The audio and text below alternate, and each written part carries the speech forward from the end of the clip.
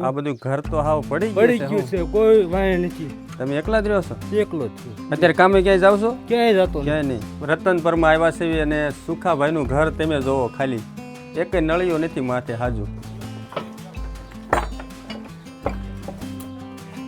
વરસાદ નહીં આવે ત્યાં તમારા ભાઈને ઘરે વયા જાવ. તે શું કરવું, વીએ ગયા છે. હં હં. કેવી દૂર વીએ ગયા છે.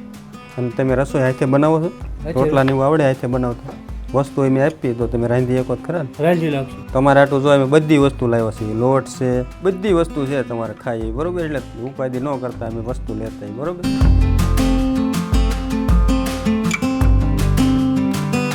તો મિત્રો, આ રાશન કીટ માટે 2500 રૂપિયા શ્વેત કેવડિયાના જન્મદિવસ નિમિત્તે આવ્યા, જે ગામ શિરોડાના છે અને હાલ સુરતમાં રહે છે. અને બીજા 2500 રૂપિયા ગામ બોટાદથી જયેશભાઈ નાગજીભાઈ પરમારના જન્મદિવસ નિમિત્તે આવ્યા. અને 2 વખત 501 રૂપિયો રામ ભરોસે આવ્યા. અને એ બધાને અમે રાશન કીટ બનાવી અને ગામ રતનપર પહોંચ્યા, જ્યાં સુખાભાઈ એકલા જ રહે છે અને એમને સમજણ ઓછી હોવાથી એમને કાંઈ પણ કામ આવડતું નથી અને એમને ખાવા પીવાનું બાજુવાળા લોકો દઈ જાય છે.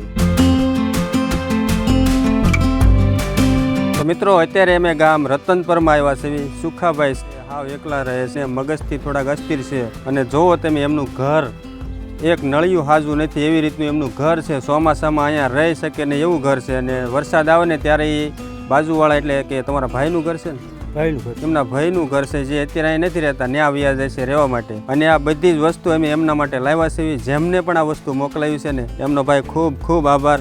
સુખાભાઈ, તમે હાથથી રોટલા બનાવતા જ આવડે છે ને? બસ, ત્યારે જો તમારી હાટું આ બધી વસ્તુ લાવ્યા છે, એટલે જેમને આ વસ્તુ આપી છે ને એનો સારો આભાર માનજો. જે ભાઈ વસ્તુ આવી ને આભાર છે બાપા. અમે તો ગરીબ માણસ છીએ.